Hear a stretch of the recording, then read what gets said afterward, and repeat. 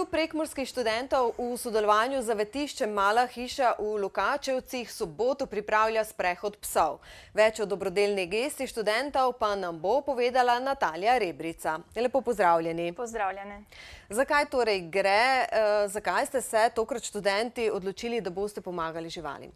Ja, vizija našega kluba ni samo zastopanje interesov študentov, ampak tudi delovanje v dobrodelnosti v lokalnem okolju. S tem namenom se želimo povezovati z lokalnimi društvi, zdaj prvič z zavetiščem Mala hiša. Torej, kaj pripravljate v soboto, od kdaj do kdaj bo potekala akcija in kdo vse se lahko pridruži? No, to soboto bo potekal sprehod psov iz zavetišča.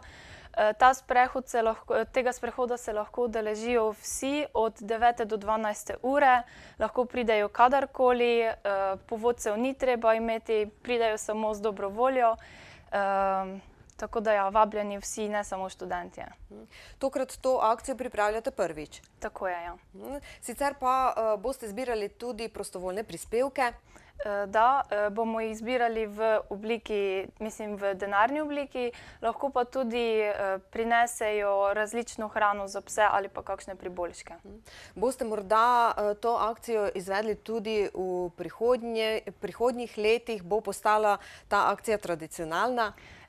Ravno to je naš namen, kot sem na začetku dejala, se želimo bolj vključevati v lokalno okolje.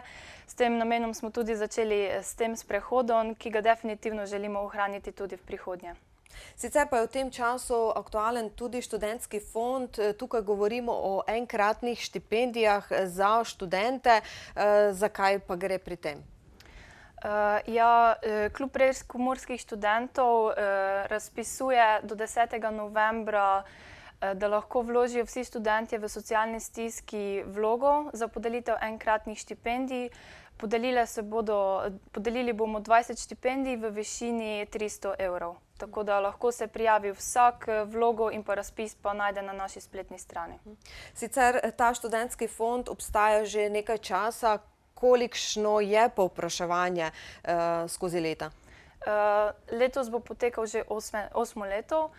Vsako leto imamo veliko povpraševanja, tako da odločitev je vedno težka, ampak se lahko prijavijo vsako leto znova, tako da ni omejitev, da si na primer že prejšnja leta prejel to štipendijo. Gre pa za enkratni znesek v višini 300 evrov. Tako je, tako da skupno znese to 6000 evrov. Se pravi, da imajo študenti časa še do 10. novembra. Hvala lepa za obisk v našem studiu in seveda uspešno še naprej. Ja, hvala vam.